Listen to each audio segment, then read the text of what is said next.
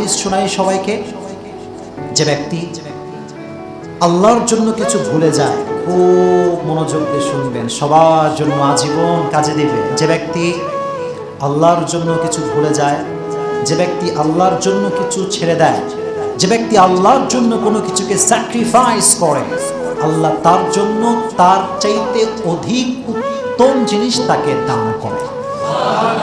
Just you have to sacrifice just to achieve the satisfaction of your Lord. তুমি যা ছাড়বা, যা ধরবা, সব কিছু একজনের সন্তুষ্টির জন্য হবে। তিনি কে?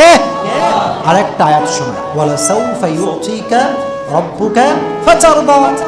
আল্লাহ বললেন তুই একটু ছেড়ে দে না, তুই একটু বল যে আচ্ছা আপনি আমাকে বিয়ে করলেন না, আসলে সত্য কথা কি জানেন যে আপনি আমার কপালেই নাই। আসলে সত্য কথা কি জানেন যে আমার চয়েসটাই ভুল ছিল, কারণ আমি জানি আপনাকে আমার না পাওয়া এটা সিদ্ধান্ত কার। আমি আল্লাহর জন্য আপনাকে ছেড়ে দিলাম। আল্লাহ বলে বান্দা, এই বান্দা শোন, তুই আমার জন্য ছাড়লি, এর চাইতে 1000 গুণ উত্তম জিনিস আমি আল্লাহ তোকে দিয়ে দেব। Indeed and verily your Lord will give you something that will definitely make you happy. অচিরেই তোমার রব তোমাকে